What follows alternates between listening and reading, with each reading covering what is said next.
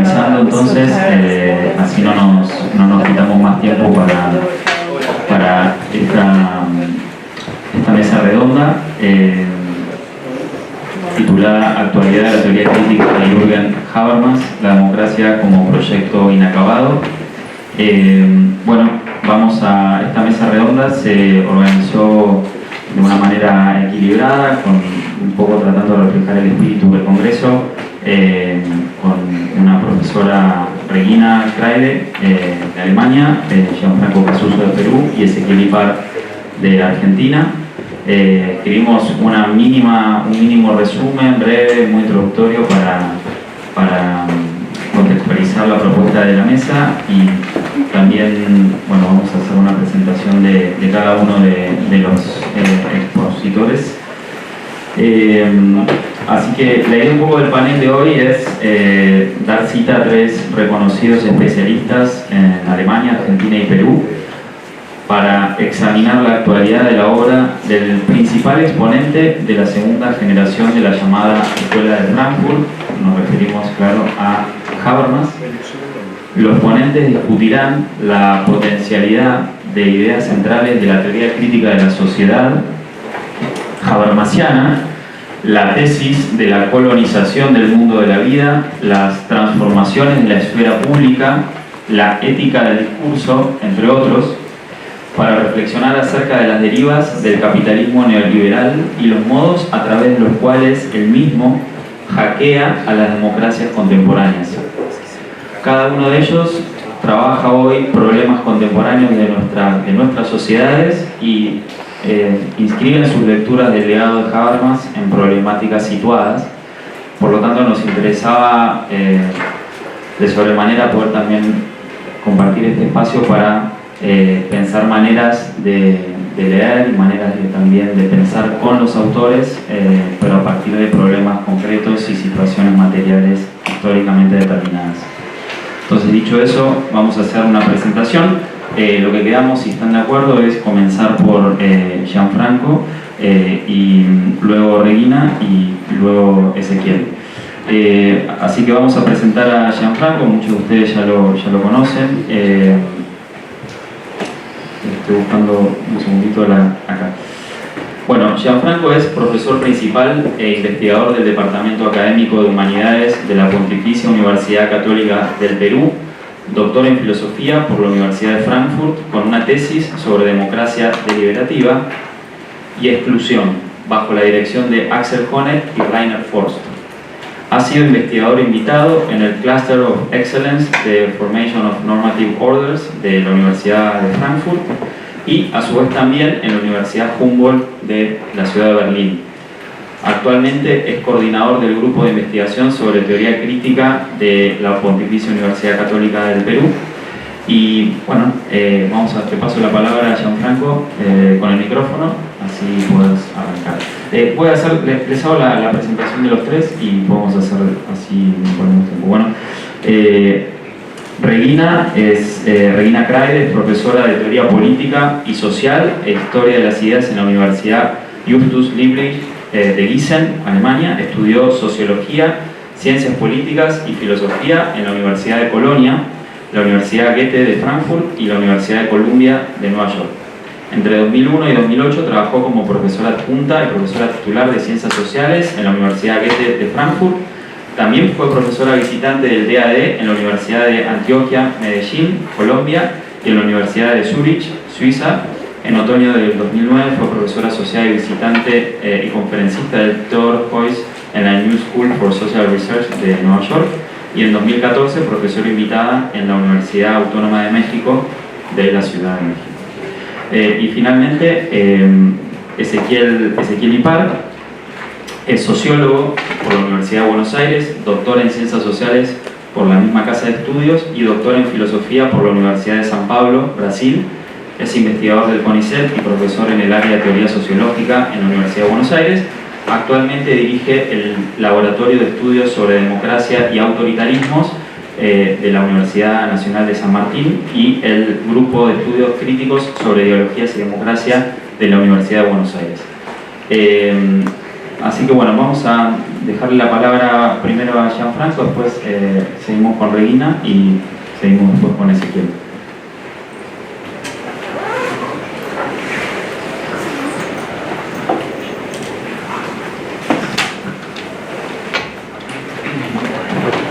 Gracias, Agustín, por la presentación. Lo que voy a tratar de hacer es mostrar casi desde una experiencia personal y local, desde Perú y Latinoamérica, los problemas con la recepción de un autor como Habermas, quien, como varios de aquí saben, opera con una serie de idealizaciones difíciles de encontrar en la realidad latinoamericana. Creo entonces que hay una primera pregunta que surge inevitablemente cuando queremos realizar un análisis acerca de las posibilidades de realización de las tesis de Habermas, de las condiciones de vida latinoamericanas. La pregunta es si estas tesis de Habermas pueden responder adecuadamente a los desafíos que representa una realidad donde no solamente conviven múltiples formas culturales de vida, sino que esta y otras diferencias han generado históricamente desigualdades e injusticias a nivel social, económico, político, etc. Se puede constatar con relativa facilidad que la teoría de la democracia deliberativa de Habermas se lleva a cabo sobre la base de un fenómeno innegable de las sociedades contemporáneas, que es el pluralismo. Podría parecer entonces que la de Habermas no es una aproximación ciega a la diferencia, pero hay que profundizar un poco más esto con detalle. Como se sabe, ya desde la teoría de la acción comunicativa, el punto de partida de Habermas es aquello que, siguiendo a Max Weber, llama la desacralización o simplemente el proceso de racionalización del mundo de la vida. Es decir, la pérdida de horizontes normativos unitarios amparados por la tradición o por concepciones religioso-metafísicas. Este fact of pluralism, como Rawls lo llama, es una de las consecuencias más representativas de dicho proceso, concebido como permanente e irreversible. De este modo, para Habermas, la integración social que el derecho y la política deben garantizar opera sobre un mundo de la vida desgajado, ya racionalizado y separado en diferentes universos éticos que no pueden ya recurrir a ninguna instancia superior de apelación que no sea aquella abierta por el discurso argumentativo, para mantener la unidad del orden político que los abarca.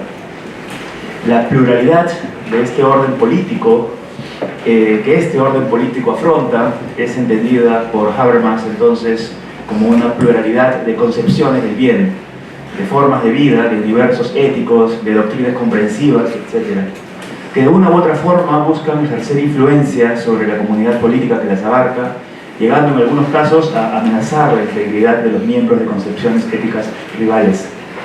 Frente a este riesgo latente, la solución radicaría en poder encontrar un procedimiento que dé cabida a todas estas concepciones del bien sin anularlas, ya sea posibilitando una apertura de horizontes que permita que se influyan y modifiquen mutuamente a través de la formación colectiva de la voluntad de sus miembros, o simplemente reconociéndose, respetándose y tolerándose en su diferencia sin ser necesariamente modificadas.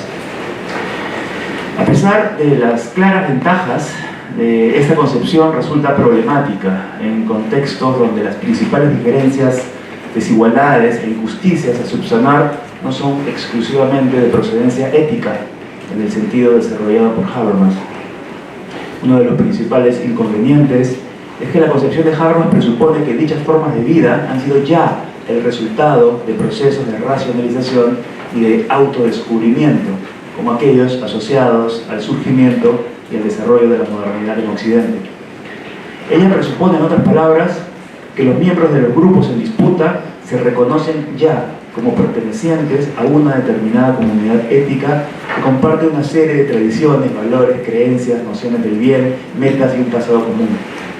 Cabe recordar que dentro de la pulcra tipología desarrollada por Habermas son los discursos éticos los que ayudan precisamente a esclarecer estas identidades, ya que ellos se refieren al modo en que los individuos se relacionan con y se reconocen en su comunidad, así como al modo en que determinan su vida en relación a estas creencias comunitarias. Estos discursos operan sobre el trasfondo de horizontes valorativos compartidos, por lo cual no solamente presuponen acuerdos previos y la disponibilidad de los miembros a un esclarecimiento conjunto de su identidad, sino que incluso resultan poco problematizadores al interior de su propia esfera. Para Habermas, estos universos éticos así determinados son los que constituirían lo plural de las sociedades contemporáneas, y es en el encuentro entre estos donde se producirían básicamente las fracturas que el derecho y la política intentan subsanar.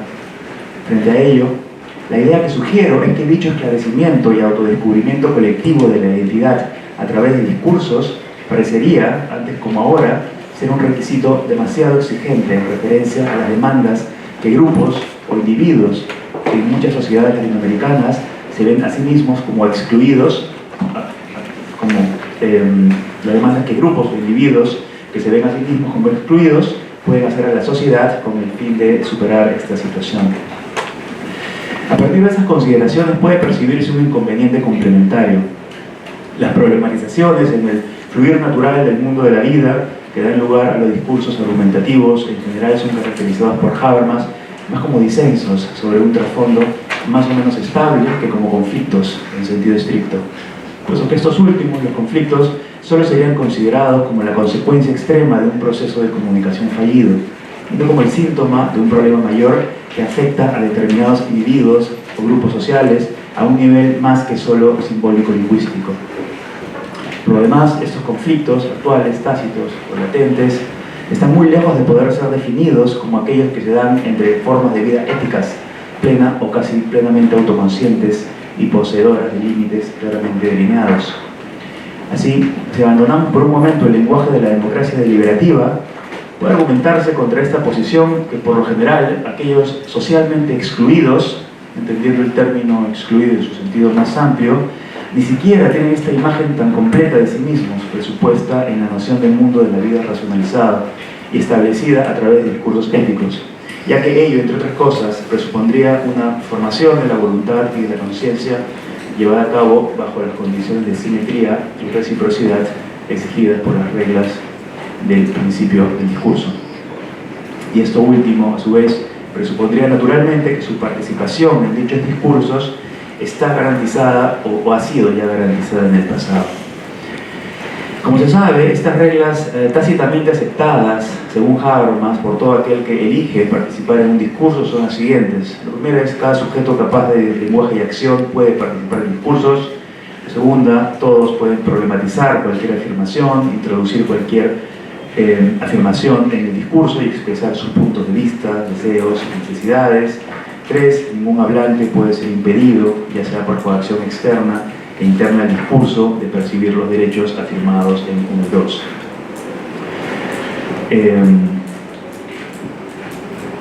2. Yendo más atrás, puede constatarse que la problemática de la exclusión, de hecho, no ha estado ausente de las consideraciones de Habermas. La exclusión tiene un lugar fundamental dentro de la estructura general de la ética del discurso que sirve de base a la teoría política habermasiana. Este tema se encuentra, de hecho, originalmente vinculado a la exposición de los presupuestos requeridos en la práctica argumentativa. Aquellos presupuestos que, como he mencionado, luego se van a sistematizar teóricamente en un conjunto de reglas y de ahí en un principio discursivo. Con la explicitación de estas reglas por parte de una teoría normativa de tipo reconstructivo, se buscaría combatir la exclusión, puesto que todo aquel que dentro del marco de un discurso argumentativo pretendiera no dar un espacio a las argumentaciones y contraargumentaciones de los otros a favor o en contra de alguna postura determinada, incurriría automáticamente en una contradicción, al negar las reglas que implícitamente había aceptado seguir. El elemento incluyente de la teoría del discurso se encuentra, como se puede suponer, en la universalidad que conllevan los juicios que constituyen sus postulados o reglas. Pero como se ha cuestionado más de una vez, esta medida en contra de la exclusión opera más a un nivel lógico-racional que a uno propiamente moral. La teoría discursiva, en última instancia, dice que no puede excluirse ningún aporte argumentativo, es decir, como ya pusiera en manifiesto Albrecht Bellman, lo que cuenta en este caso es la validez de los argumentos más que las personas que los elaboran. Y desde esta perspectiva, una persona puede ser incluida solo en la medida en que está en capacidad de elaborar y presentar públicamente un argumento convincente. Esto es, en la medida en que demuestra su habilidad y competencia argumentativa. Si observamos con cuidado las reglas contenidas en el principio del discurso, lo que se echa de menos entonces es una aclaración del tránsito efectivo entre lo que se da en términos de exclusión al margen del discurso y lo que sucede al interior del discurso. Es decir, el mecanismo de inclusión se da al nivel de las reglas operativas y dice lo que deben hacer los que ya se cuentan como participantes del discurso para no excluir a ninguno de los demás participantes. Lo que no dice es qué tendría que hacer una persona o grupo que se encuentra lejos de ser considerada siquiera como un posible candidato a participante competente para dar el salto que lo sitúe al interior de dichas prácticas discursivas.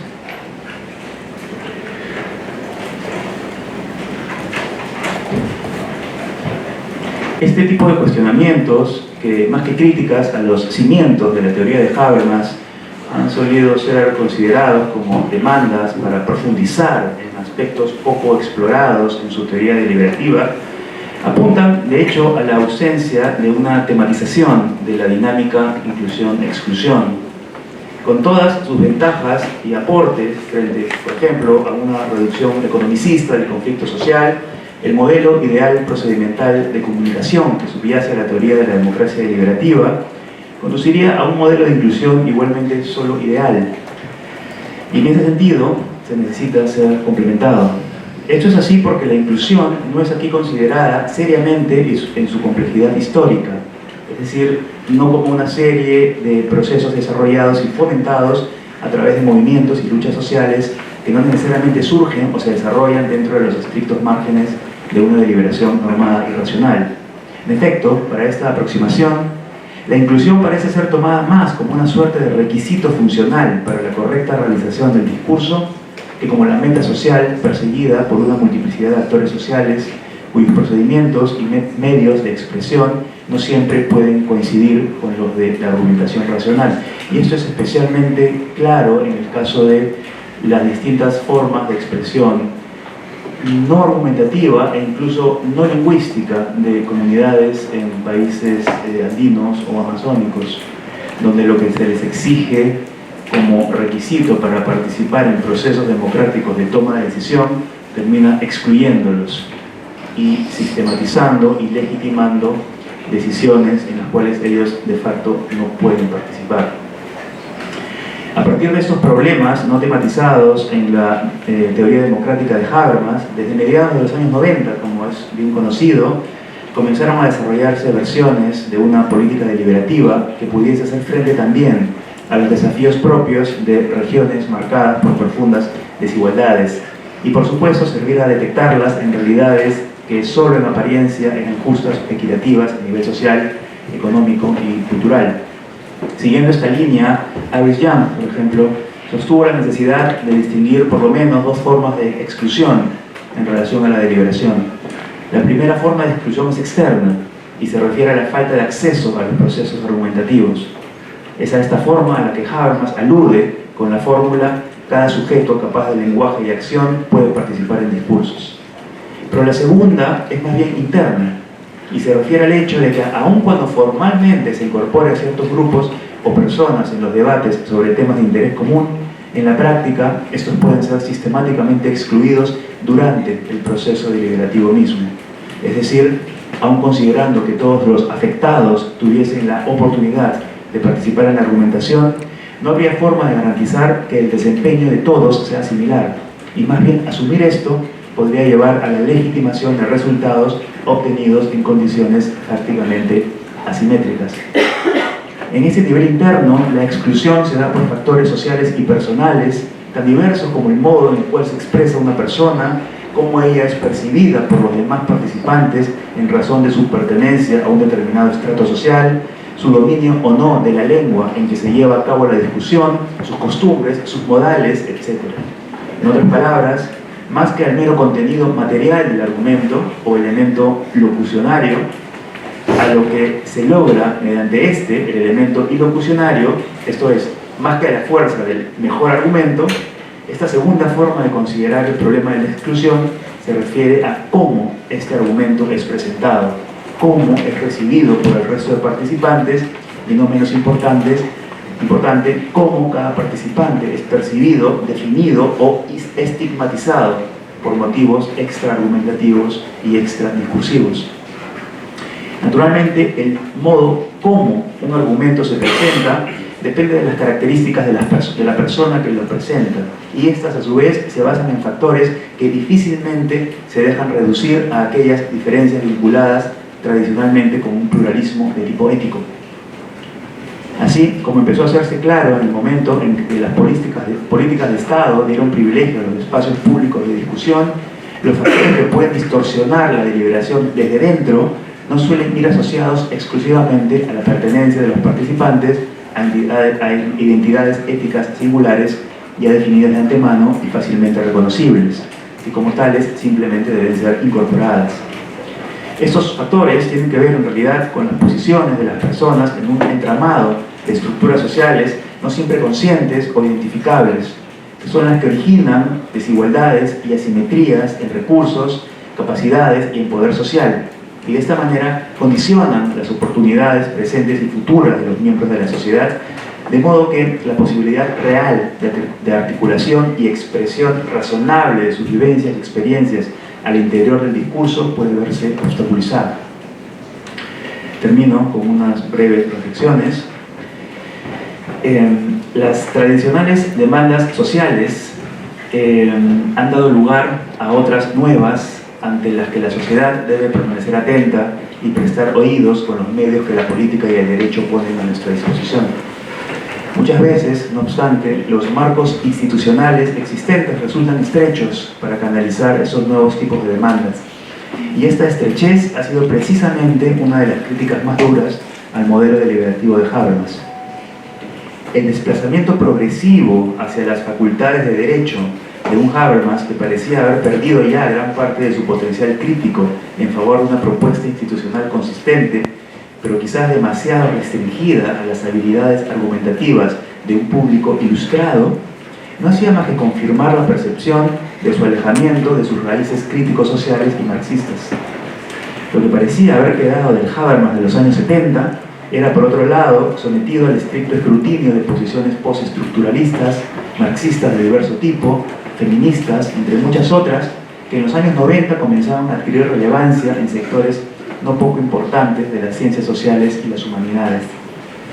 En muchos casos, sin embargo, esto ocurría a espaldas de los múltiples debates en los que Habermas se había ya involucrado con representantes de tales corrientes y que llevaron, en no pocas ocasiones, a fructíferas confluencias y necesarias modificaciones de las posiciones iniciales.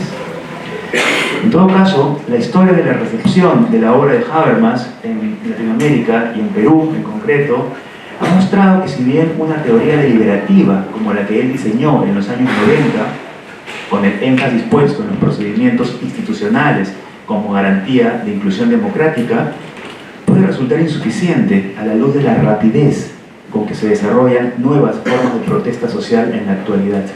Y a pesar de que muchos de sus presupuestos no necesariamente se cumplen en sociedades como las latinoamericanas, es claro que la idea directriz de su propuesta permanece: la necesidad insoslayable de participar en la configuración del mundo social como la más alta expresión de libertad y emancipación humanas. Asimismo, aunque resultó necesaria la superación de un mero procedimentalismo para hacer frente a los profundos problemas de exclusión en realidades latinoamericanas, cada vez se ve con mayor claridad que sin algún tipo de criterio normativo socialmente construido que permita a la propia ciudadanía discernir con inteligencia práctica entre demandas legítimas y exigencias interesadas, las sociedades podrían quedar a la deriva y sucumbir fácilmente a formas populistas y solo aparentemente democráticas de gobierno y participación social, algo que estamos viviendo actualmente.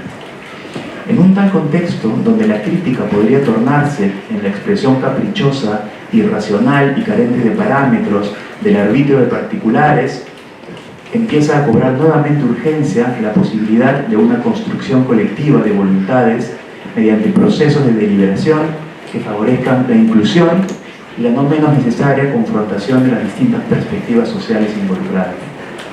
Ver a Habermas desde el auténtico lugar que ocupa como parte de una tradición que considera a lo normativo como un complemento funcional, más que como lo sencillamente opuesto al disenso, está cobrando cada vez más sentido en una realidad que ya no solo requiere una apertura democrática hacia sectores antes marginados, sino también la capacidad social de decodificar creativamente nuevos problemas y demandas, y de ofrecer respuestas inteligentes a una cantidad inabarcable y creciente de reclamos de naturaleza muy diversa y no pocas veces mutuamente excluyentes. La recepción de la obra de Habermas en Perú, que es el caso que yo conozco, corresponde a una historia no lineal, irregular y muchas veces solo parcial o unilateral, sometida a constantes reinterpretaciones. Una historia que ha sido valorada y cuestionada, así como asociada en mayor o menor medida a la tradición de la teoría crítica de la sociedad de la cual procede y de la que nunca se ha desentendido. Es una historia que sigue escribiéndose y que ha permitido revelar que las cualidades de una obra de tal magnitud radica menos en su presencia monolítica como portadora de una verdad dogmática que en su potencial para generar diálogo con múltiples tradiciones y corrientes, así como en su capacidad de renovación permanente y de seguir sirviendo como referente tanto para el análisis de la realidad como para la percepción, configuración y resolución de problemas a través de los distintos periodos del desarrollo de una sociedad. Muchas gracias.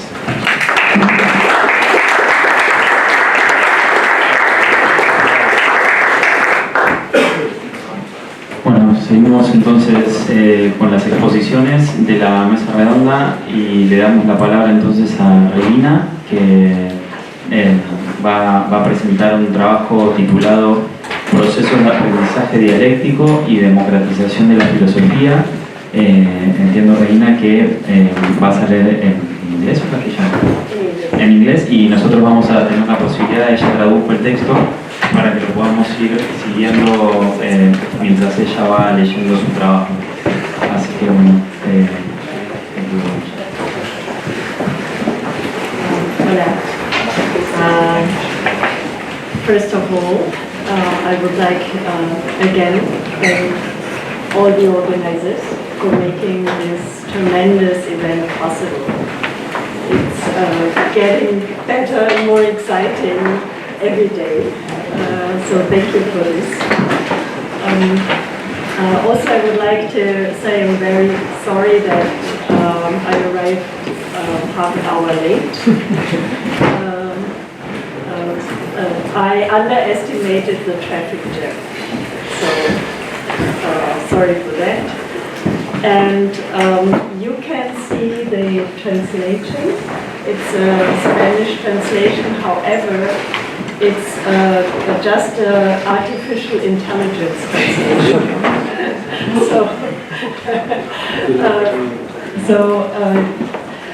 Please be very patient with possible faults and incomprehensiveness. However, if you don't understand something, then it's my fault. It might not be the machine. So I thought about what I will present, and I was going back and forth because there are so many aspects one can address under the heading of what's the future. One might be very timely with regard to Habermas' theory, and also for our non-Spanish guest, Gianfranco addressed a critique on the speech conditions with regard to our plural societies, and he criticized the not existent exit to the public sphere. And so that was a very good start. And I will offer you, and I would like to share with you, the very latest book and of Habermas. The two-volume work, also a history of philosophy, published in 2021. And I will interpret that in a particular way so that I can offer a notion of democratizing philosophy that in a way is also linked to questions of democracy. So it's something new, also for me, also in my work, and it has something to do with democracy nevertheless. And I was also referring to Gianfranco because at the end of my talk I will have also a similar critique, even so different. So I think it fits very well. In that two-volume work, also a history of philosophy, which is, by the way, I think not yet translated into Spanish, but it will come soon, I'm sure. Habermas assigns religion a clearly defined, rather marginal place. So many critics said it's about religion, and Habermas in his old age has turned into a religious thinker. I completely disagree. And he puts religion on its place. It is relevant to modern societies only after translation into the profane, and can no longer reclaim its historically significant role for science and philosophy. So this is really over for Habermas. With this book, Habermas nevertheless fills a gap in a theoretical edifice by posing the philosophical, highly interesting and politically pressing question of the extent to which philosophy can still provide an answer to what sources of being moral are available, also under post-metaphysical and scientific conditions. So it is in a way about the role of philosophy, but it's also about the role of science. And we'll have to have a closer look at what exactly it is about. The book is, in a sense, a continuation of the considerations already laid out in the essay, Philosophy as Placeholder and Interpreter, an essay that is one, if not the key, to the whole work. So I put that in a line of this article written in the 1980s, and there are some reasons for that. According to this essay, Philosophy as Placeholder and Interpreter, philosophy, neither as scientist nor as foundationalist, but as a reconstructing science, opens up the potential of reason in history and interprets the continuous growth of world knowledge with all participants on an equal footing. In also a history of philosophy, Habermas attempts nothing less than a reconceptualization of history of human reason that then reconceptualization of history of human reason that uses philosophy's crucial help for search for traces. In passing through the history of religion and philosophy, signs of reason and moral progress in a modern world marked by misery, suffering, war, and other forms of violence are peeled out. This reading is one that sees Habermas' book as one in defense of democratic philosophy. And it's a bit risky to say this, because it's really a reading. It's not so much in the text, but I read Habermas' new book like this. This involves interpreting Habermas' notion of reasonable freedom, which is a core notion in his work, and especially in that book, of reasonable freedom in a more Hegelian way than he himself might do. And so philosophy reflects on repressive, even historical unreason and carries it into the public sphere as a critical intervention. In this respect, Habermas' new book is also about the foundations of democracy. So that's, having said in a nutshell what I'm going to do, I start with one. What is the central question of past metaphysical motivation? So why, according to the book, in the face of these social adversities, war, climate change impact, strengthening autocracy, psychological obstacles, can we still be motivated to advocate for the moral overcoming of injustice in the world? So why should we go on, actually? And philosophically as well as politically, this is one of the pressing questions, especially now. Why not become completely depressive? And as to this extent, can a post-metaphysical philosophy, which neither wants to be swallowed up by a naturalized epistemology, nor by a ubiquitous reconstructionism, nor marginalized by a spade-aid scientism, provide an answer? And this is an almost classical question about what one can hope for, undoubtedly. And it's undoubtedly based on Kant. But despite numerous commonalities with Kant, Habermas at the same time clearly goes beyond Kant in this book. This is another reading. So I think can read Habermas also as it's going back and forth between Kant and Hegel. This becomes visible above all in what one might call the post-metaphysical conception of encouragement, which links individual and collective moral learning processes. First, however, Habermas, also a history of philosophy, continues an Enlightenment project that unmistakably bears Kant's signature.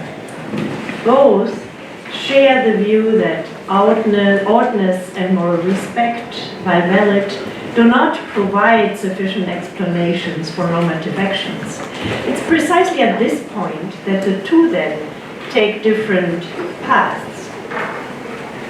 Kant advocates an internalism according to which pure reason are sufficient for the respect of moral norms. Habermas, on the other hand, distances himself from such a cognitivist morality and instead advocates externalism, according to which additional reasons are needed to induce a person to be moral in the first place. He's concerned with the motives that encourage a person to have a particular moral self-concept. What is indeed, Habermas argues, is a broader philosophical explanation of a way of thinking or mental imprint.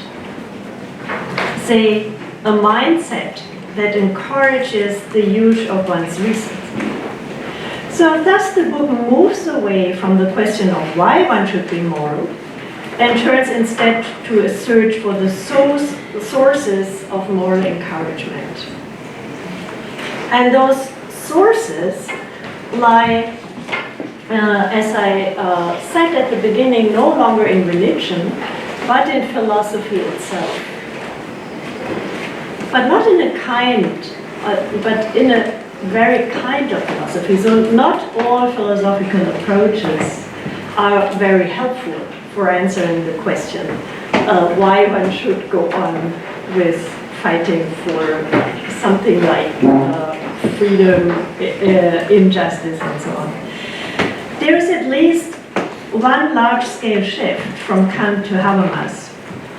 Truth in inner-worldly transcendence is replaced by a reflective praxis that does not simply fit into a given worldview, but appropriates the world, among other things, by justifying or even questioning its political condition. It's precisely in this, in the rational justification and questioning of the political conditions, that Habermas sees a decisive driving force of social change.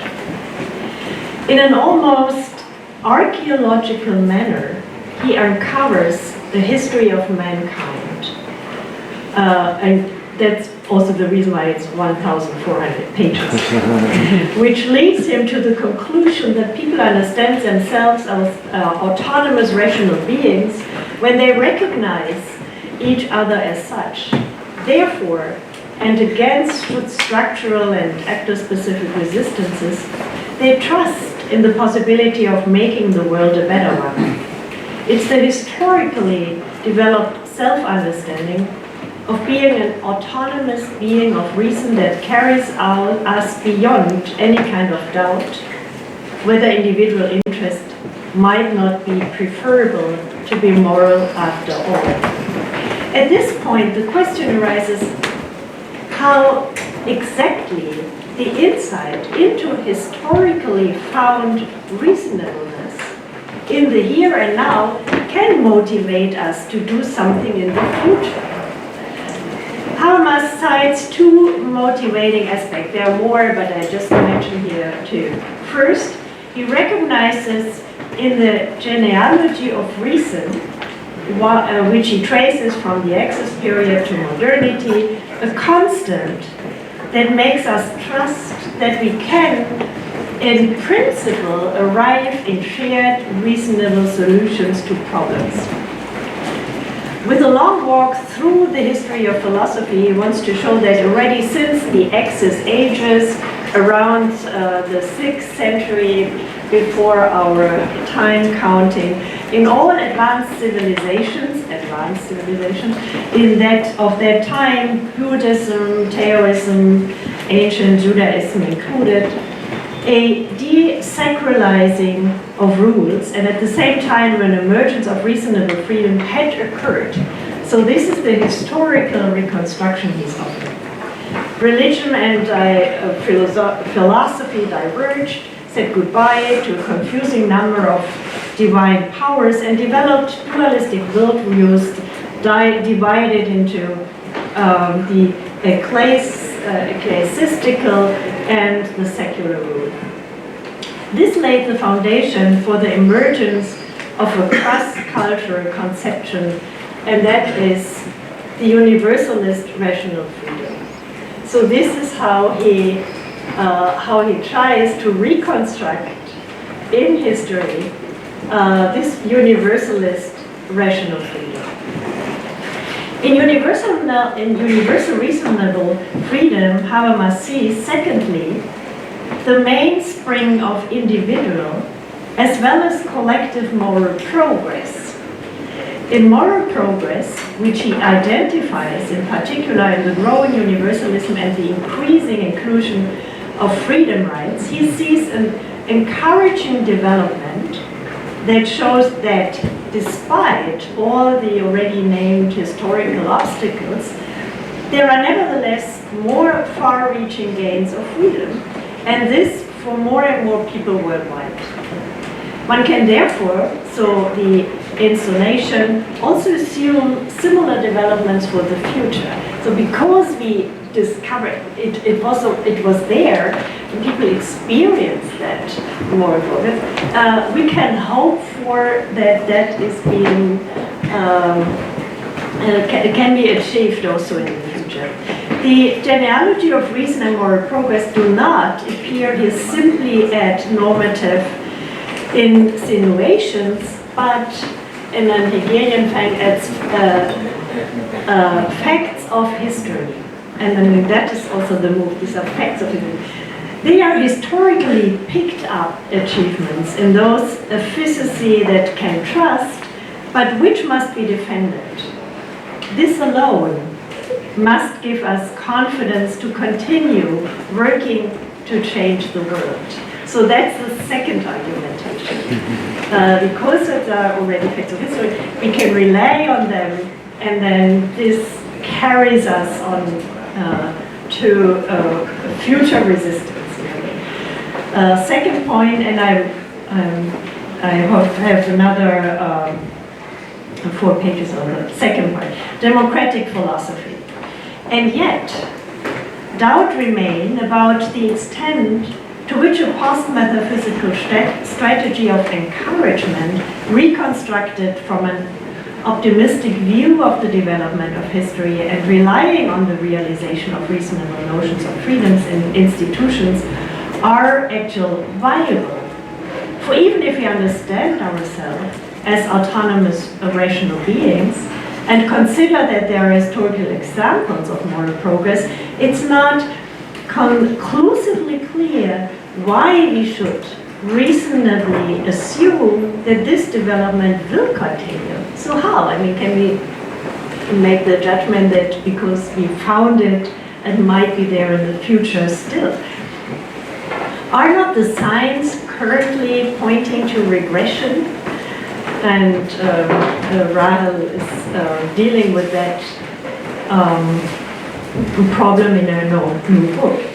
The first psychological component has been seen in the reliance of institutions. So that's the first thing. Historical progress expresses the monumentum of institutional problem solving which exceeds the scope of action of individual actors. Looking back on what has been achieved, however, the participants nevertheless learn to rely on their own possibilities for action.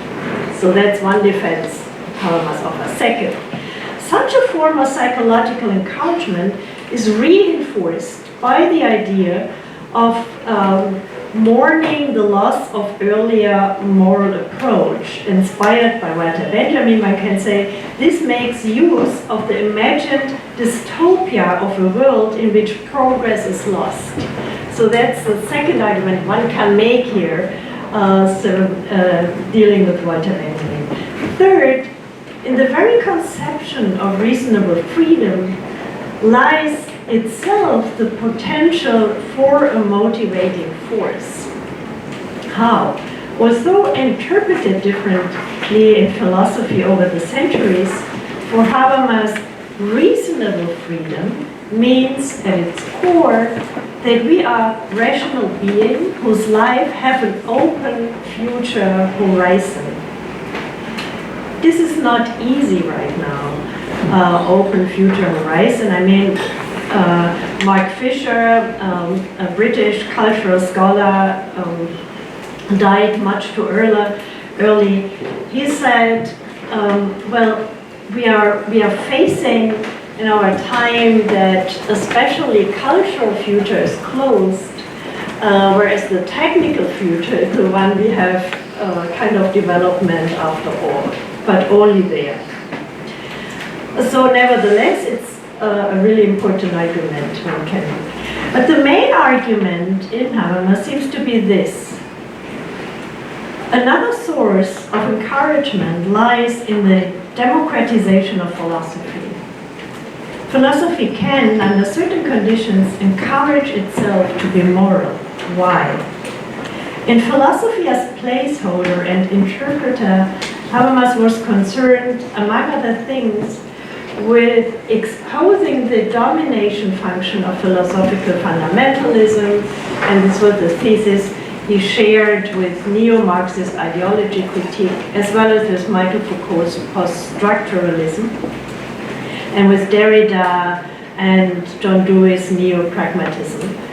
And he objected almost all of them, despite Dewey's one.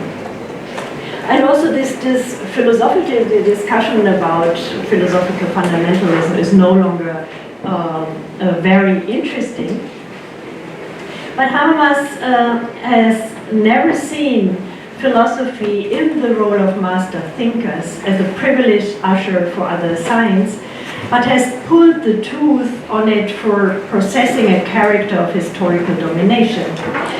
Instead, he defends it as the guardian of procedural rationality. In a different book, the post-metaphysical thinking, it becomes clear first that philosophy aligns itself with reconstructive science, which conceptually unfold the practical knowledge of competent scholars and actors, but does not instruct or judge them. Second, so that's the first aspect of democratic philosophy. Second, philosophy functions as an interpret or hermeneutic agency that can gain access to culture and thus inform competing interpretation of the world and conflicting justification of norms and aesthetic insights. Third, neither modern culture nor modern democracy need a superior authority, an unchallengeable jurisdiction by which values and norms are bindingly established past the legislator. Philosophy then should insert itself into democratic practice and becomes part of it. So the democratization of philosophy consists, one can say, first in separating Kant's conception of formal and intrinsically differentiated reason from its fundamentalist justification. So reason is embedded in social practice. Second, the concept of reason is not, like in Hegel, an autonomous movement of the spirit. It owes its determination to a social evolution, a process of social cultural differentiation. Reason becomes reason of society. And third, democratic philosophy furthermore functions as an interpreter and mediates between science and the public. So that's another aspect. As an interpreter among many equal interpreters, philosophy motivates not only to generate expert knowledge, but also to bring it into the public sphere and to build bridges to everyday practices. The philosophizing of science and culture thereby assumes something like communicative power, so there must be a bridge between the public and philosophy. And finally, democratizing of philosophy is expressed in an understanding of historical learning processes, but as a process that focuses on dialectically seen movements. It traces the developmental logic of rationalization processes and reason, and thus remains sensitive to pathological overformations of everyday life, systematic relations of domination. So in a way, philosophy designs a meta-narrative that offers a narrative alongside science, arts, law, etc., each of which asserts claim to truth, but can no longer itself be philosophically justified. So within this process of the democratizing of philosophy, there is still this truth claim, which is embedded in the idea of reason.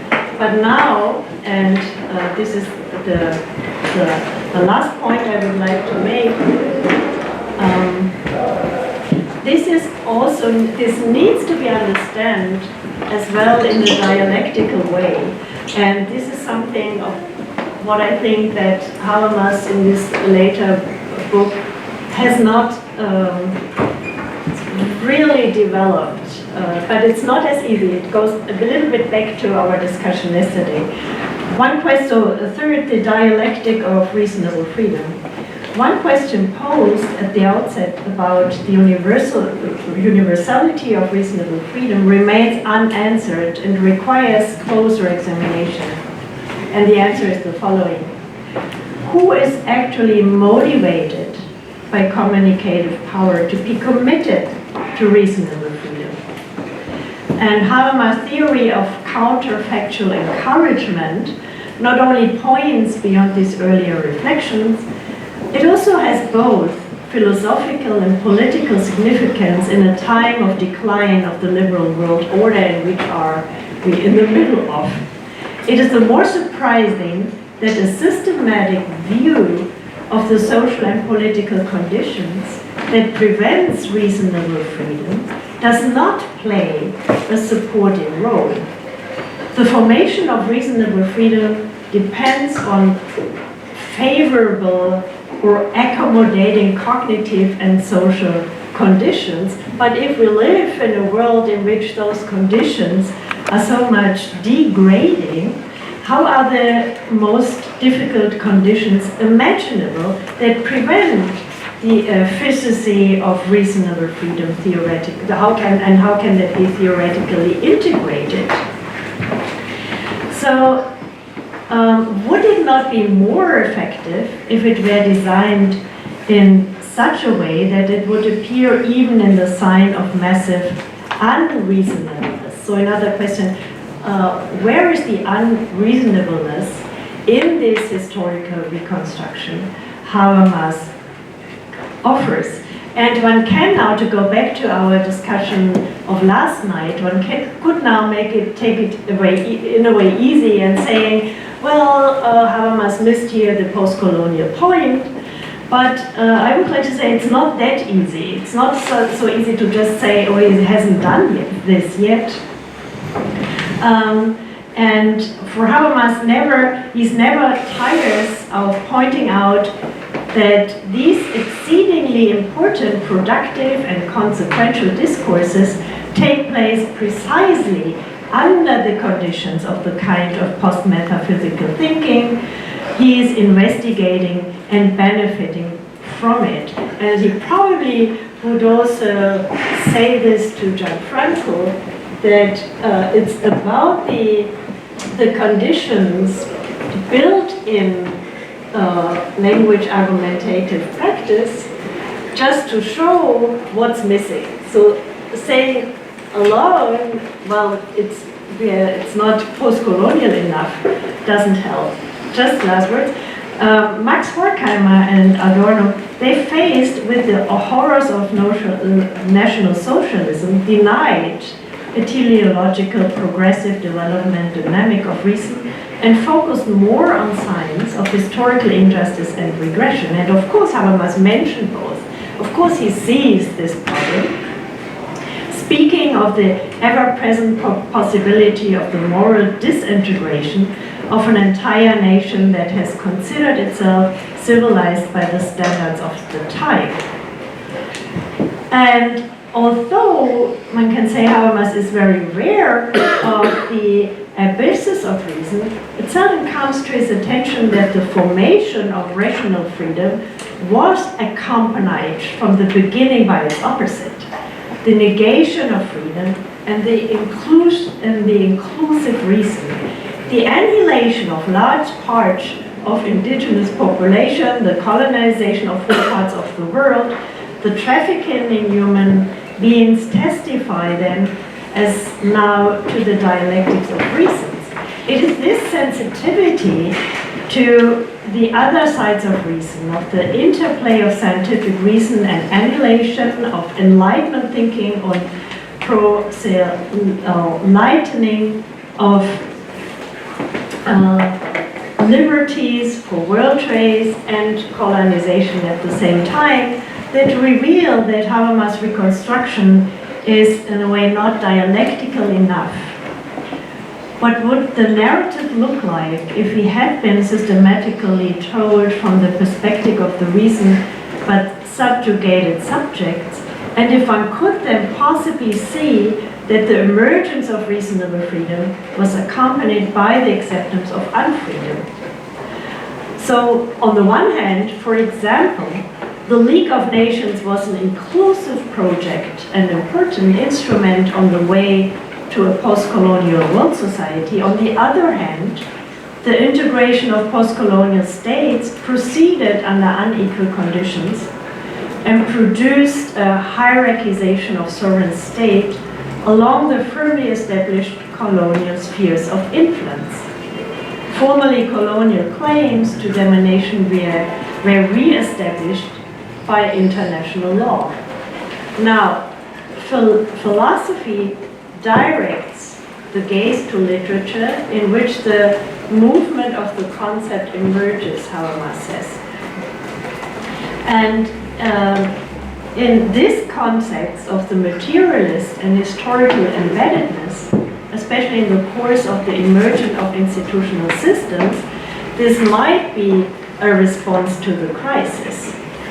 However, in a way, not telling the story more explicitly as a dialectical story, and this can be different kinds of oppression, not just the former post-colonial way, but it's a notion of reason in a way that's not being used also in the reconstruction of history, not dialectical enough.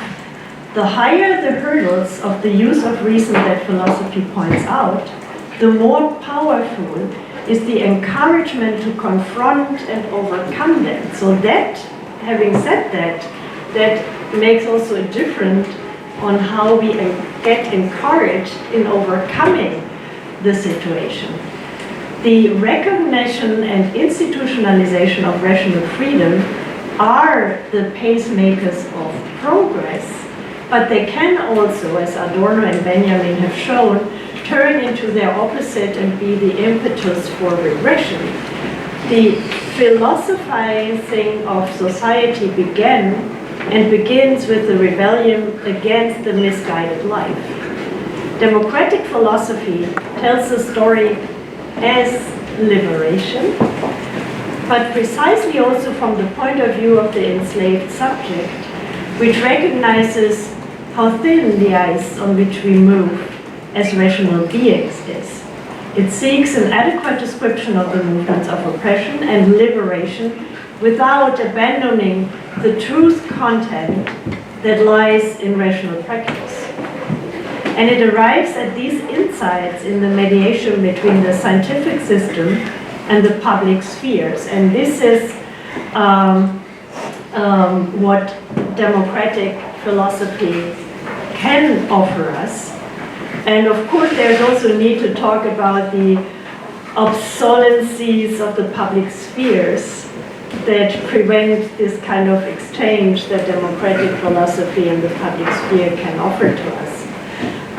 But nevertheless, the major point here is that we should not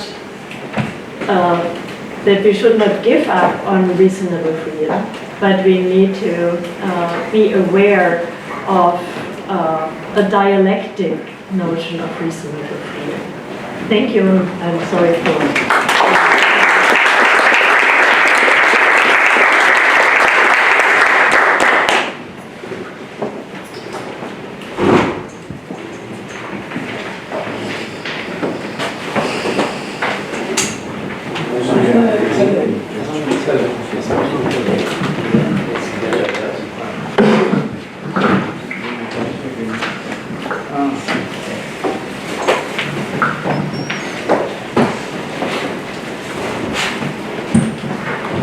Buenas tardes.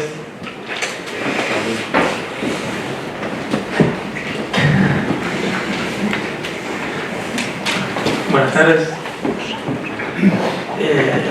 Bueno, gracias por el evento. También quiero felicitar a los organizadores. No podría ser más oportuno e inoportuno al mismo tiempo el cronograma que nos toca, pero me parece que vamos a estar dialogando en esta mesa. Implícitamente entendí por dónde podría ir un diálogo complementario. Me imagino que les explicaron que nuestra coyuntura, la palabra regresión significa algo electoralmente muy inminente, y esa es un poco una parte de mi preocupación. Y me parece que todos hicimos acá en esta mesa una lectura de Habermas que es ponerlo a prueba. Y yo simplemente lo voy a poner a prueba desde una mirada, llamaría más sociológica y más situada en la actualidad. Bueno. Adorno comparó en una oportunidad a la dialéctica con la experiencia del vértigo. Estamos reflexionando sobre la actualidad de la teoría crítica de Habermas en medio de una situación política vertiginosa que requiere ser pensada. Tal vez la idea de democracia como proyecto inacabado sea particularmente adecuada para dar cuenta de los desafíos del pensamiento en los que estamos involucrados. En este caso voy a intentar introducir la actualidad del pensamiento de Habermas dentro del vértigo dialéctico de nuestra situación. Punto 1 era un repaso de crítica, emancipación y discurso.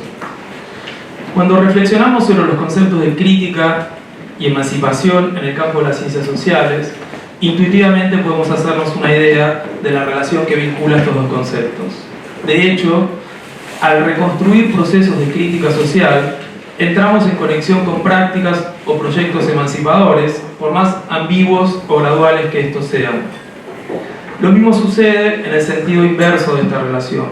Como herencia de los proyectos emancipadores de la modernidad, la emancipación suele ir unida a la necesidad de una crítica del presente.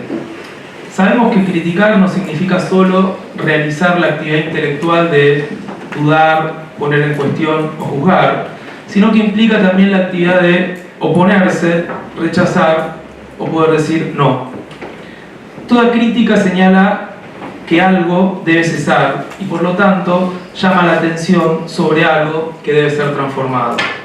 De esta manera, la crítica aparece internamente conectada con una conexión performativa que se dirige siempre en el sentido de activar un proceso de emancipación. Esto mismo puede rastrearse en el sentido contrario de esta relación entre crítica y emancipación. Cualquier necesidad, impulso o deseo de liberarse de una determinada relación de dominación o de una determinada configuración de la realidad experimentada como opresiva, requiere de un proceso de simbolización de eso frente a lo cual alguien desea emanciparse. En este sentido, todo deseo de emancipación envuelve un poder decir no. Esto es, tiende hacia una organización discursiva del rechazo hacia las prácticas y las instituciones que configuran la realidad que se ha revelado insoportable.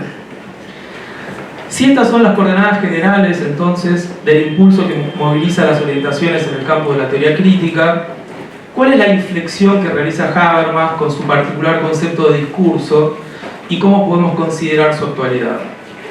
Sin dudas, la apuesta más significativa de Habermas consistió en pensar el poder liberador de los símbolos al interior de un horizonte normativo en el que las reglas morales y epistemológicas siempre tuvieron un papel protagónico.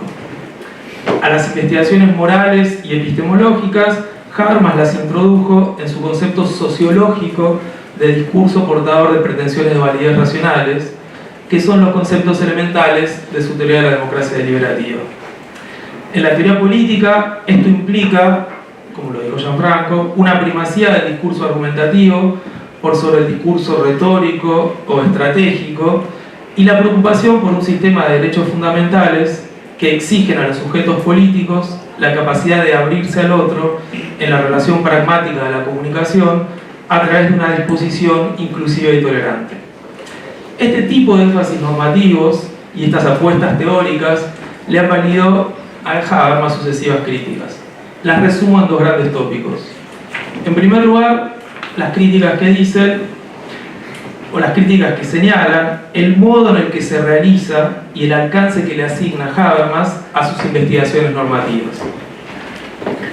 Por otro lado, se acusa esta construcción teórica de Habermas de contener idealizaciones que llegan al concepto de discurso político que aparecería como alejado de la facticidad social. Si tuviéramos que usar los nombres corrientes de estas críticas a Habermas, diríamos que en el primer caso se trata de su crítica a su eurocentrismo racionalista, y en el segundo caso el foco de la crítica radicaría en su supuesto idealismo. Ambas críticas recaerían sobre su teoría de la democracia deliberativa, que aparecería entonces como unilateralmente centrada en la historia del constitucionalismo europeo, por un lado, y desconectada de la facticidad del Estado y la lógica real de los sistemas políticos y las luchas sociales, por el otro. Me interesa detenerme en ambos aspectos de la crítica al concepto de democracia deliberativa de Habermas para ponerlos a prueba, confrontándolos con un análisis sociohistórico de algunos problemas sociales contemporáneos. En algunas ocasiones, a estas críticas también se las ha asimilado con el llamado déficit sociológico de su teoría crítica, que también me gustaría considerar someramente para poner a prueba a la luz de las teorías rivales y los debates contemporáneos. La política y la cuestión de la verdad. Examinemos en primer lugar la actualidad de la relación entre política y verdad, es decir, entre el espacio en el que una pluralidad de sujetos sociales confrontan intereses y problematizan cuestiones de interés general y la dimensión epistémica de los discursos que utilizan para darle forma a esas intervenciones.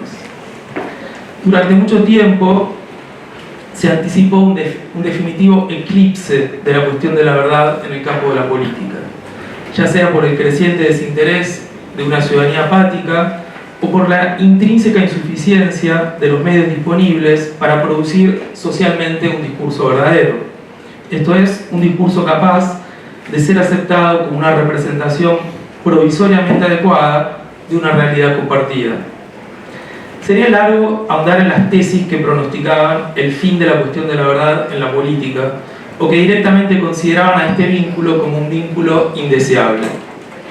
Muchas teorías políticas que desconocen la dimensión epistémica del discurso político terminan asignándole al discurso que se usa en la vida pública el estatuto del discurso publicitario. Esto es, ese tipo de discursos que solo buscan persuadir a una audiencia a través de imágenes y estrategias lingüísticas que producen efectos según una lógica unilateral y predeterminada. Lo que tenemos que preguntarnos es si esta lógica del discurso ha logrado efectivamente colonizar el espacio público político. Solo con hacer una somera revisión vemos que este no es el caso, especialmente si lo analizamos desde el punto de vista de las voces críticas. La denuncia de noticias falsas en el campo de la política, el combate de campañas de desinformación sobre temas cruciales, como los suscitados en el contexto de la pandemia del COVID-19, muestran un persistente interés por parte de la ciudadanía en torno al problema de la verdad de los discursos políticos. Temas tan complejos como la manipulación genética de nuestra naturaleza biológica requieren de contribuciones discursivas en las que los discursos de expertos, los discursos de los legisladores y los discursos de los ciudadanos afectados por estos desarrollos tecnológicos no pueden evitar encontrarse en el fangoso problema de la construcción de una verdad compartida. Con otras connotaciones e implicancias todavía más profundas para la política democrática, lo mismo sucede con el problema de la verdad en la historia, especialmente la historia que trata sobre nuestras grandes tragedias y los horrores de los genocidios y crímenes de lesa humanidad, tal como lo demuestran las leyes o los proyectos de ley, y acá en Argentina se acaba de presentar uno, sobre negacionismos en distintos países. ¿Por qué persiste la cuestión de la verdad en los discursos de la política contemporánea? ¿Desde qué posición de superioridad teórica consideraríamos a esta pretensión como una pura ilusión de una población alienada? Creo que la tesis de Habermas se demostró como la más plausible. Es especialmente por el aumento de la complejidad de los sistemas sociales y por el interés de una población recurrentemente expuesta a la crisis de la organización capitalista de las relaciones sociales, es por todo esto que la dimensión epistémica de los discursos políticos sigue siendo inevitable. Pensemos en otro aspecto de esta relación entre verdad y discurso político: el lugar y la función de la pretensión de autenticidad de los enunciadores que participan en las controversias públicas. Podría considerarse que la insistencia en el problema de la autenticidad refiere a una antigüedad metafísica para un mundo en el que la política, inclusive la política emancipatoria, solo se realiza a través del juego infinito de las máscaras y las ficciones subjetivas sin ningún arraigo. La pretensión de Habermas de seguir buscando en los discursos que participan de la vida pública una relación entre lo que alguien siente y piensa en su intimidad subjetiva y lo que logra expresar y decir delante de los otros podría ser considerada como una anacrónica pretensión de transparencia lingüística. Sin embargo, cuando revisamos las controversias políticas actuales, inclusive las más polémicas, constatamos que esta pretensión de autenticidad, lejos de haberse extinguido, ha cobrado una nueva relevancia. Analicemos el caso de los afectados por daños en el medio ambiente que toman la voz en público para decir que llevan en sus cuerpos los efectos de la contaminación de los ríos de sus comunidades. Esta aserción, llevamos en nuestro cuerpo los efectos de la contaminación, no puede ser entendida ni podría producir ningún efecto político significativo si una comunidad de hablantes no está predispuesta a evaluar y confiar en la autenticidad de estos testimonios. Lo mismo sucede con otros problemas políticos, como el de las mujeres que exigen que se crea la autenticidad de sus denuncias para casos de violencia que sufrieron en la esfera privada, o quienes dan su testimonio para que puedan ser juzgados crímenes de lesa humanidad cometidos en el pasado. En todos estos casos, subjetividades dañadas están pidiendo que se consideren sus discursos públicos como discursos auténticos. Y es esa autenticidad la que los transforma en discursos políticos, y no en discursos literarios, humorísticos o en silencio. Si bien no debemos idealizar esta pretensión de autenticidad de la vida pública, y su construcción no está exenta de problemas, desde el punto de vista en el que se dan muchas luchas sociales actuales, en los discursos de los sujetos que exigen ser escuchados y pujan por procesos de emancipación, la autenticidad es un criterio con el que pretenden que sus voces sean medidas para que estas voces puedan ser respetadas y tenidas en cuenta efectivamente en el proceso político. Voy a pasar ahora al tema de moral y política. Pensemos ahora en la relación entre moral y política. Pongamos a prueba el concepto de discurso político para analizar las encendidas arenas del debate contemporáneo, siguiendo la escena especialmente desde sus extremos. Cualquier analista del discurso político coincidirá en la constatación de que enfrentamos, como lo llamó Habermas, un mundo social más autoritario. Esta situación tiene muchas causas, pero sin dudas hay que poner entre los primeros lugares a las incapacidades de los propios sistemas políticos.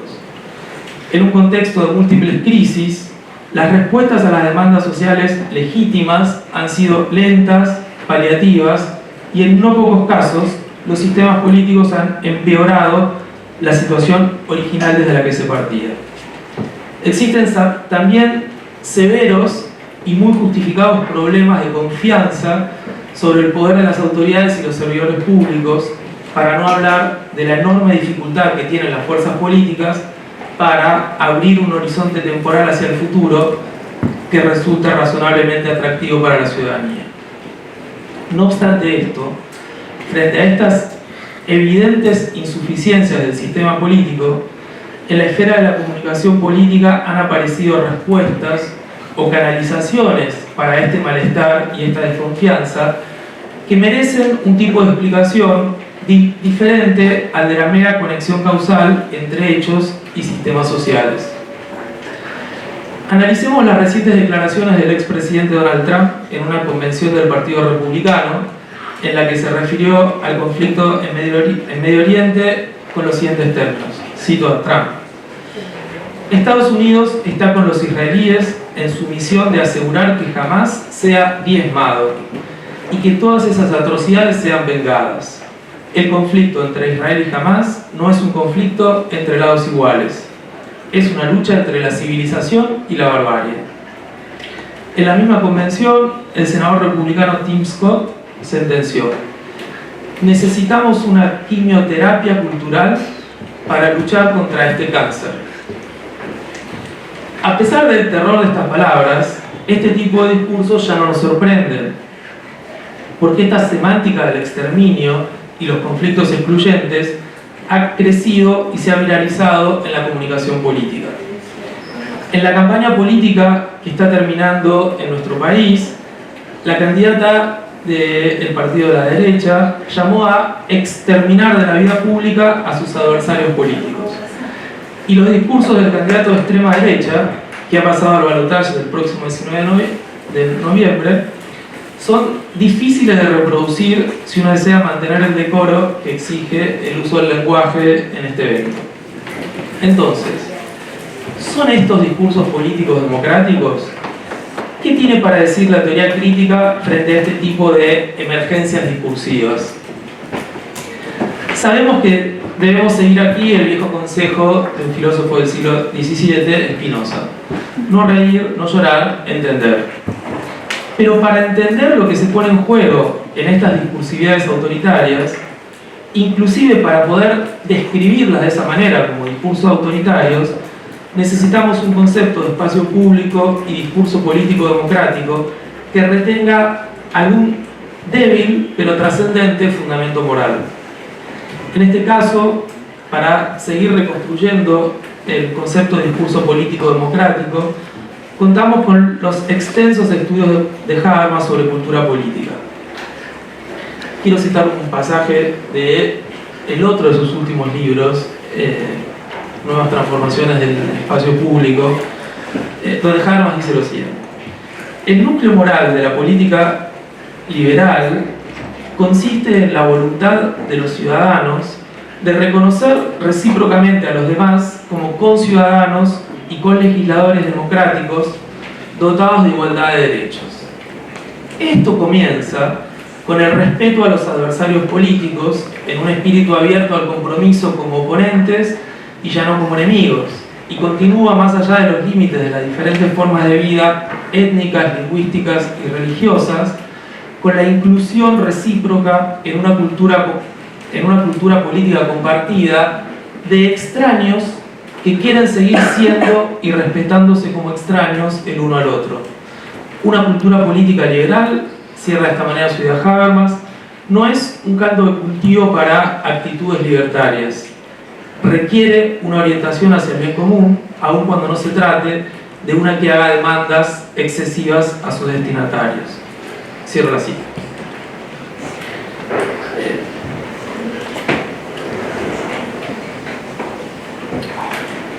Voy a hacer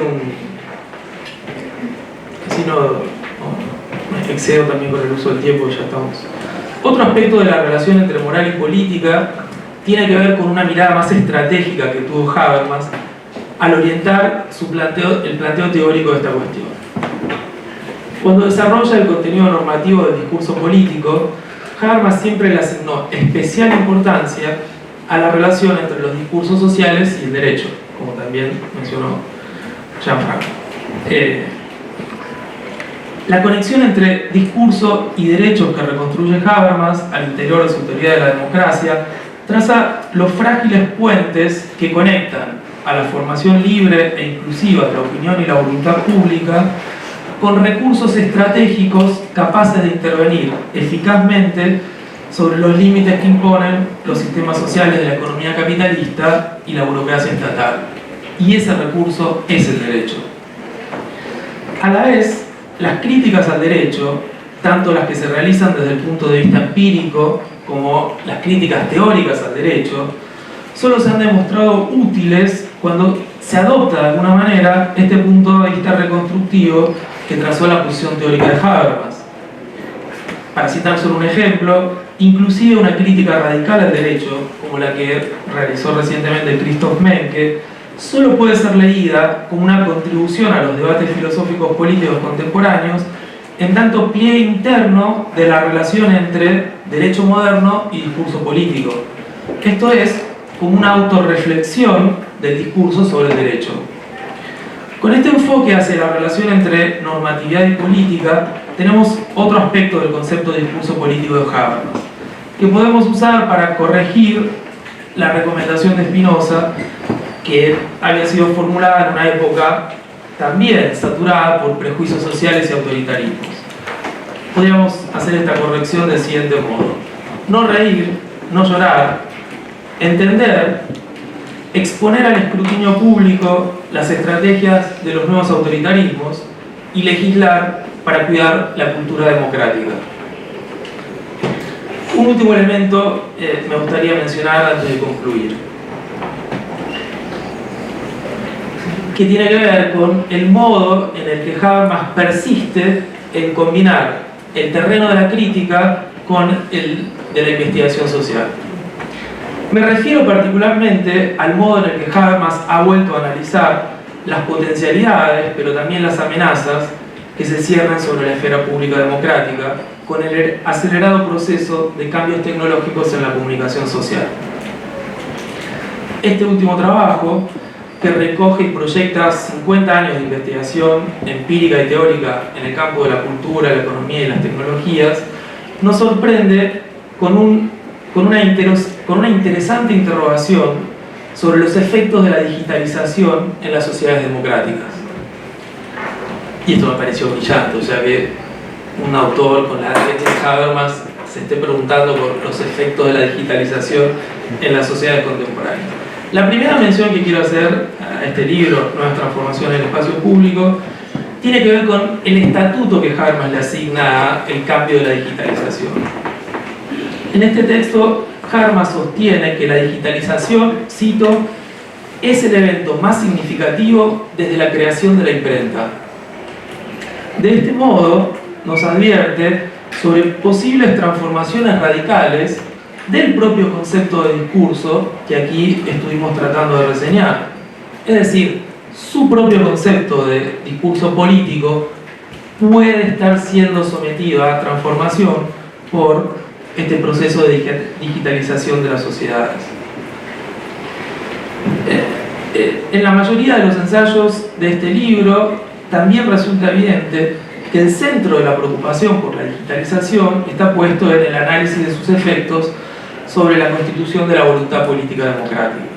La mirada crítica de Habermas señala los peligros de una esfera pública fracturada en la que la contestación y el debate inclusivo pueden terminar volviéndose imposibles. El otro análisis que hace Habermas pone en relación estas transformaciones, la digitalización, con la colonización sobre la democracia que parte de las empresas concentradas de la economía del capitalismo contemporáneo. Y voy a citar, para terminar, dos pasajes de Habermas y una última reflexión. Cito Habermas: la descripción de las plataformas como meros oferentes de medios que permiten establecer redes de intercambio de contenidos comunicativos a través de instancias arbitrarias es, en vista de la performatividad nada neutral de la plataforma basada en algoritmos como Facebook, YouTube, Instagram y Twitter, sino ingenua, al menos incompleta. Para estos nuevos medios hay empresas que obedecen a los imperativos de la valorización del capital, y estas empresas se encuentran entre las de mayor cotización en la bolsa de valores. Sus contenidos deben sus ganancias a la explotación de datos que venden con fines publicitarios. Estos datos consisten en información que se acumula como subproducto de sus ofertas orientadas al usuario en forma de datos personales que sus clientes dejan en Internet. En este camino controlado por los algoritmos, las redes sociales también fomentan un mayor avance hacia la mercantilización de los contextos del mundo de la vida. Más adelante, agrega Habermas, la lava de ese potencial antiautoritario e igualitario de la comunicación digital, que todavía era discernible en el espíritu fundacional californiano de los primeros años de Internet, esa ebullición democrática pronto se solidificó en Silicon Valley en la gestualidad libertaria de las corporaciones digitales que dominan el mundo. Intenté mostrar la enorme diversidad de problemas públicos que reponen la actualidad sociológica y crítica del concepto habermasiano de discurso político democrático. Sobre el fondo de pretensiones de verdad y autenticidad enraizadas en las demandas de la población, con una capacidad para organizar e influir en los debates sobre problemas locales y globales, con la fuerza performativa que se apoya en nuestra cultura de los derechos humanos y el sistema fundamental de derechos del Estado constitucional democrático, el concepto de discurso político democrático sigue orientando una indagación sobre los desafíos y las potencialidades de los procesos emancipatorios en nuestras sociedades complejas.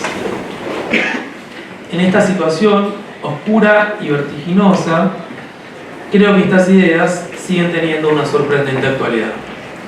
Gracias.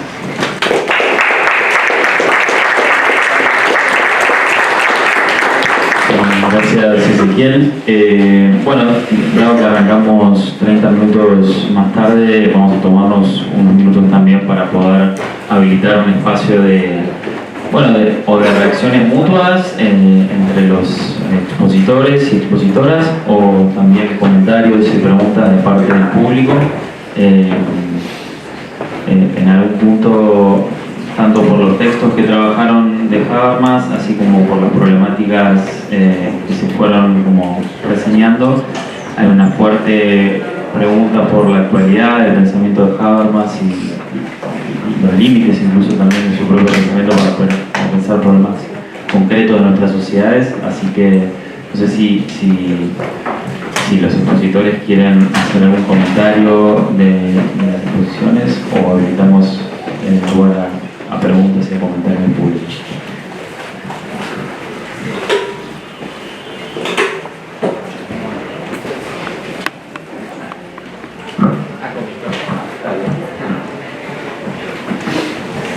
¿Se escucha bien ahí? Sí. Thank you for your presentation, Regina. I also use ChatGPT for the translation. Perhaps my question is very indirect. I apologize if it is. It is a question about the role of the arts in the public sphere and its democratization.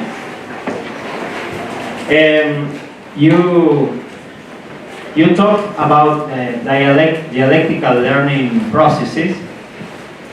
Habermas argued that these learning processes took place in the validity spheres of science, law, and also in the sphere of aesthetic validity.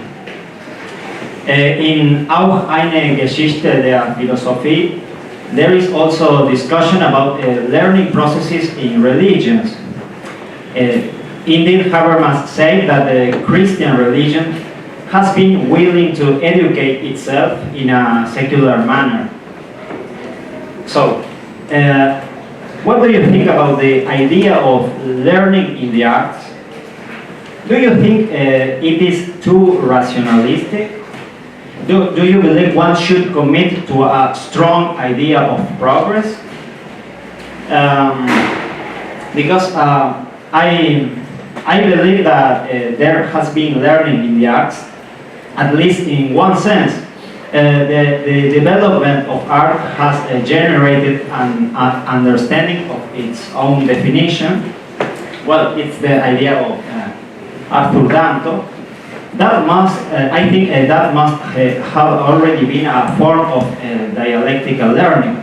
But I believe that art does not produce substantial social changes.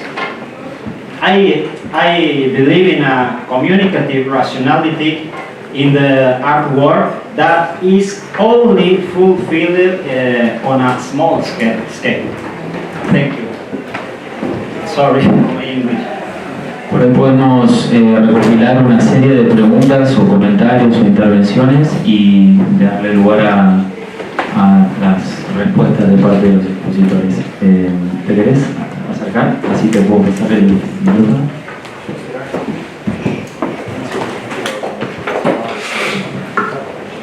Well, sorry for my English, and thank you for your presentations.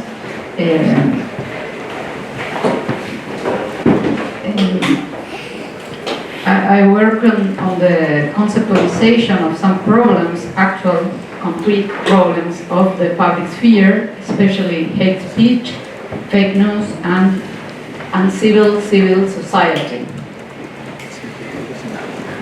Inside and outside the digital public sphere, both in and out digital public sphere. And I couldn't agree more with Regina's presentation. And it's very interesting that Habermas' reception, at least where I come from, which is not Argentina, but Uruguay, the little country between Brazil and Argentina, is it's full of some misunderstandings and a strong wish to kill the father. I would say, like there is I don't know how to explain this, but it's maybe there are some difficulties in the text. I don't know. But in any case, I think that these last works that you both have exposed are very fruitful, are very fructíferos. Yeah. And it's very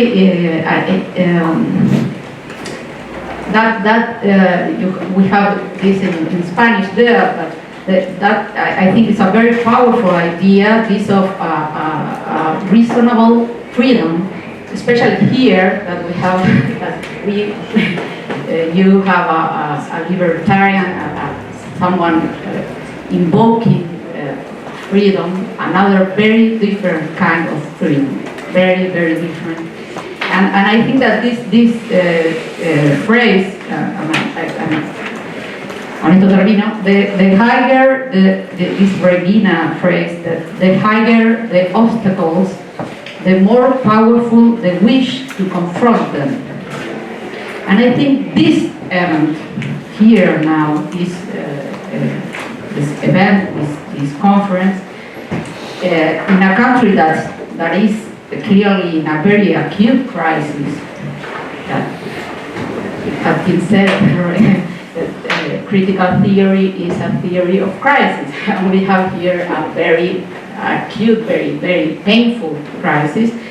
This event can be seen as a proof of this thesis. The higher the obstacles, the more powerful the wish to confront them. And I think we the experts, feel like impulsive, like we have the urge to embarrarnos, the urge to say things that we would not normally think, to go into the public sphere and say, we have I don't know, television, whatever. We have someone to confront another concept of liberty, or freedom. Normally I would not make that. It's not a theme I have worked for 10 years. I would not say anything about. But now, well, okay, I will say anything, and it's necessary. Okay. Very much. Thank you very much. Sin comentarios, si no podemos darle la palabra a Regina y los compañeros también si quieren responder.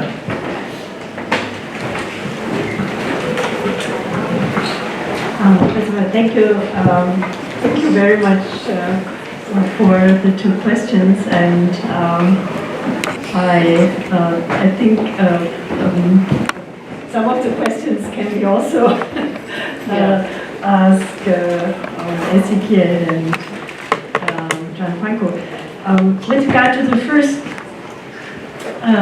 question, well, it's very interesting. So, what is the role of art And in an Adornoan sense, one then could say that art might be something that's beyond society, that gives its a kind of transcending or beyond society, and gives a standpoint that allows in a way, the real critique. In a way, I disagree with that idea, because it's also art is also a source that can feed a certain critical perspective on society, but at the same time, it can be very affirmative. More than that, it can also be against any kind of emancipation of freedom. So, for example, that we have very right-wing music that's in favor of, in Germany, of Hitler or kind of neo-Nazism, you know that all. And so here again, a kind of dialectical perspective and a way of have trust in the discourse and in a reflective argumentation that deals with exactly these kind of aesthetical prejudices or kind of hate aesthetics needs to be at stake. And the only way is, and that's how I understood your paper as well, the only way is to keep on going politically to dismantle, in a way, the ideologically speaking, the deceptive reasons. Those who cover up the conflicts that are going on. And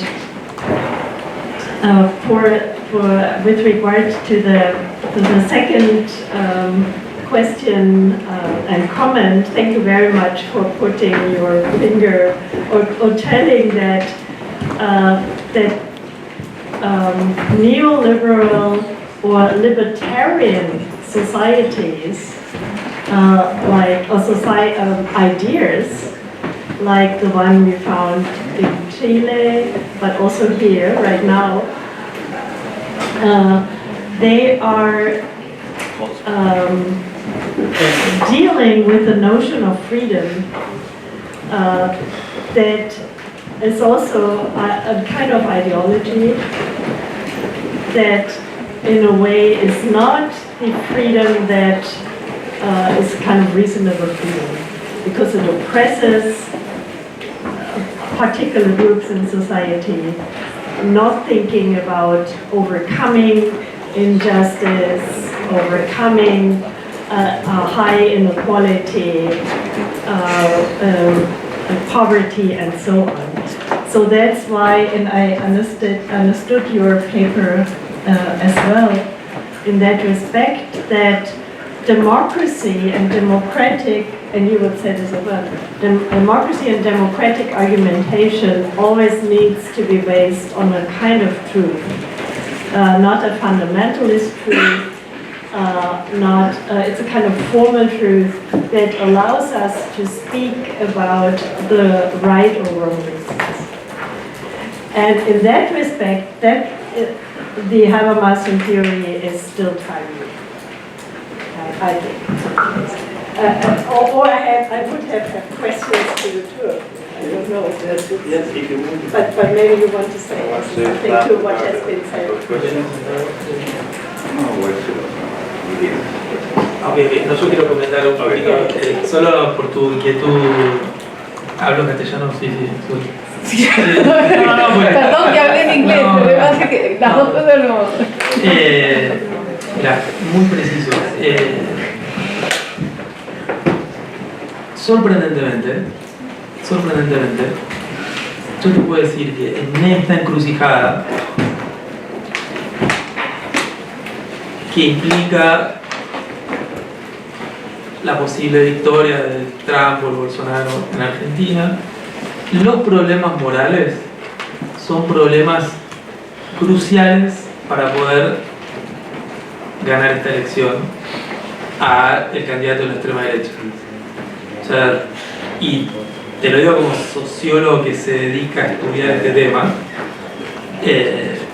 algo que me sorprendió es el modo en el que se empezó a poner un freno a la pulsión, a la adhesión a la idea de lo nuevo, lo radicalmente diferente, las ideas que nunca probamos, la expresión directa del malestar. No sé si vieron que hay muchos también que explican la aparición de los partidos de extrema derecha puramente con conceptos, como si fueran conceptos sistémicos. Hay crisis económica, hay mucho malestar en las subjetividades, luego es razonable que aparezca un candidato de extrema derecha. Yo quiero discutir ese concepto de razonabilidad. La crisis y el malestar no justifican mecánicamente la aparición de un candidato de extrema derecha. Y a favor de Habermas, en este momento donde no todo está tan decidido como esa lectura lineal suponía, los argumentos morales son argumentos políticamente influyentes. O sea, lo dejo solo como una cuestión... no, pensé que querías rebatir esta... No, solo digo, estaba pensando una pregunta en esa línea, digamos. Sí, pero ¿puedes pararte y hablar fuerte? No, mi consulta era, digo, porque vos hablaste en un momento de, digamos, esta supervivencia, por decirlo de alguna forma, de en el ámbito de lo público, de las pretensiones de sinceridad, de autenticidad, como una parte importante de los discursos políticos. La verdad que eso, precisamente, justo por lo que estás diciendo, lo que alcanzo a ver, o es una apreciación un tanto salvaje, por decirlo de alguna forma, es que esa pretensión de sinceridad nadie está requiriendo que la desempeñe. Ya sabemos que no se desempeña en un discurso, bla, bla, bla, todo eso. Pero lo que a mí me parece es que, digo, nadie está apelando a decir, no, pero vos hace 3 días dijiste tal cosa, ¿no? Entonces, por ahí, digo, no sé qué queda de la dimensión moral del discurso político en ese caso. No, un poco vinculando esa reflexión, podemos decir que hay un discurso público cuando solamente se restringe a un debate virtual, y yo me doy cuenta por mi pertenencia etaria que eso para mí no es esfera pública, para mí. Pero yo me doy cuenta que la esfera pública para el siglo XXI es completamente, yo no la conozco. O sea, la esfera pública virtual es de un individualismo que yo no puedo entrar ahí. Yo no sé cómo se debate ahí, yo no sé cómo se argumenta, porque pareciera que eso tiene que quedar en una superficie que, si uno profundiza, se desconectó completamente. O sea, la moral de lo virtual, yo la desconozco. Bien, contesto rápido porque sería para una conversación larguísima. A mí también, y yo también estudio discurso de odio, o sea, estamos en una misma frecuencia, pero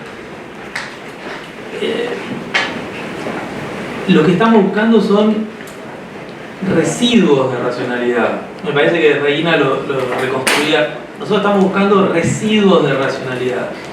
Y lo que yo puedo constatar como sociólogos es que están ahí. ¿Y cómo constatás que están ahí? Voy a hablar en primera persona porque el candidato Milei, el candidato de extrema derecha, durante mucho tiempo no tuvo el escrutinio público de la mayoría de sus ideas que tuvo en el último tiempo, ¿sí? Es decir, era un candidato que era divertido, que tenía un programa económico y decía que iba a sacar al país de una situación de crisis. Y eso era lo único que se debatía sobre ese candidato. Es decir, vos tenías un candidato de extrema derecha que era infinitamente consentido en el escrutinio que le hacía el periodismo en el debate público. Apenas vos tenés un pequeño giro, y es pequeño, en la consideración sobre ese tipo de candidato, ideología, y vos fíjate, lo que en primer lugar empezó a debilitar la fuerza de ese candidato es cuando se empezaron a discutir sus propuestas morales. Y hoy es la tapa de un periódico la discusión sobre la modificación del sistema de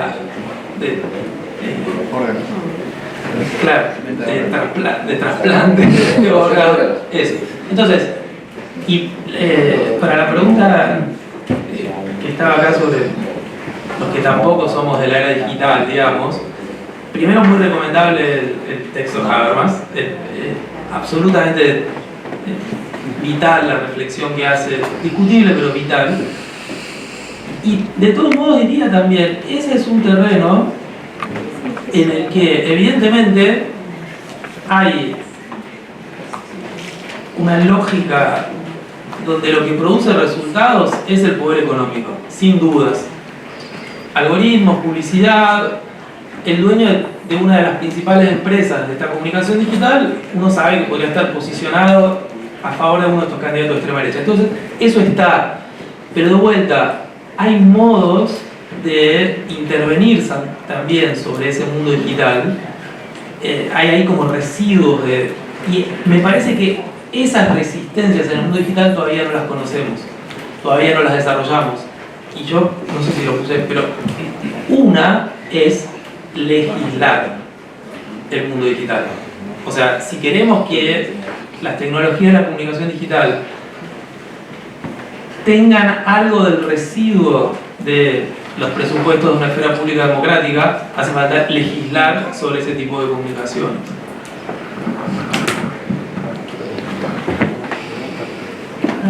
Briefly, and then I would like to give the microphone to Gianfranco. Just a two sentences. First of all, I only partly agree that moral reasons can make a difference. I agree with what has been said, that at the moment it's very difficult. They might have performativity, but it's also about other reasons, reasons of rationality, so that's good for our economy. Or it's also about pragmatic reasons, and moreover, it all starts with a negation of our world, not taking part. Finding out about injustice, saying, this is not me, this is not my world. So I really think this domination or this view on only moral arguments, in my view, might be, I understand it and it's true, but it's not everything. But now I want to say it, but I wanted to ask you if, and I completely agree with you about the exclusion and the conditions of access and so on. I agree, but what can the political discourse then make a difference? So how would you then reveal the obstacles? How would you then do that? To reveal the obstacles, to also include someone like him being old age and not being part of the social media and the internet. And just curious, I have an idea what you would answer, but I would like to know.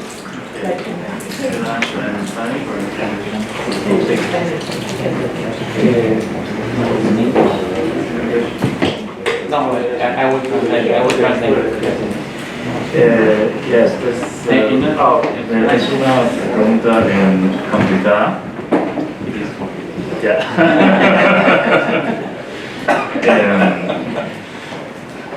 Parte de la crítica a Habermas se basa en una mala comprensión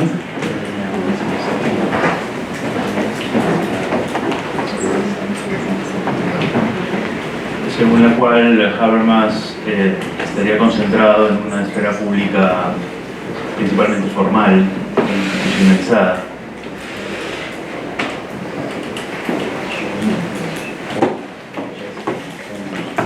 Pero en Habermas mismo hay un gran potencial para entender la esfera pública, principalmente desde sus ámbitos informales,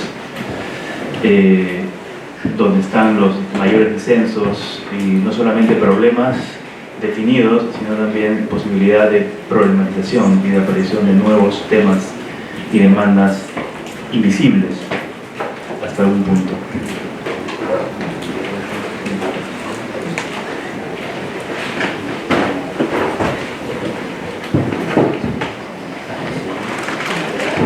Creo que si consideramos esos espacios más seriamente, podríamos empezar a solucionar esos obstáculos que yo mencioné. Pero para eso es necesario también entender a la democracia en el sentido más amplio posible, no solamente como un procedimiento que soluciona problemas, sino también como la posibilidad de generar nuevos problemas. El ideal democrático de Habermas es sin duda insuperable. Lo que se requiere simplemente es profundizar en sus condiciones de posibilidad, y eso es lo que se ha hecho en los últimos 30 años desde la publicación de Capacidad y Validez. En realidad no hay una forma democrática mejor que la democracia deliberativa, pero hay que entender de qué manera estamos entendiendo deliberación, y que la deliberación no se realiza igual en contextos europeos, con ciudadanía, al menos hace 20 años, principalmente ilustrada o activa, y en países como los nuestros, donde las condiciones no están dadas. Pero eso no quiere decir que tengamos que renunciar a la democracia, sino más bien ver la manera de entender cómo estamos entendiendo estos contextos públicos y contextos de interacción, qué cosa es la deliberación para nosotros, ¿no? Pero en fin, es simplemente lo que se ha hecho en teorías democráticas en los últimos 20 o 30 años, ¿no? Lo que hace Christina Lafont, Nademo, Elizabeth Anderson, David Esmond, etcétera, etcétera, ¿no? Profundizar en algo que Habermas dejó indicado de manera muy general.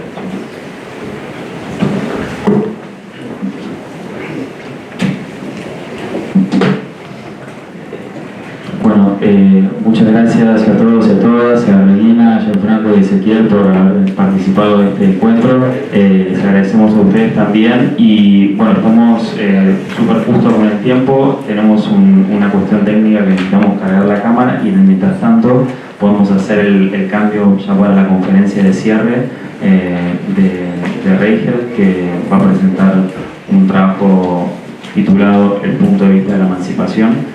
Así que, bueno, podemos saludar a los ponentes con un aplauso y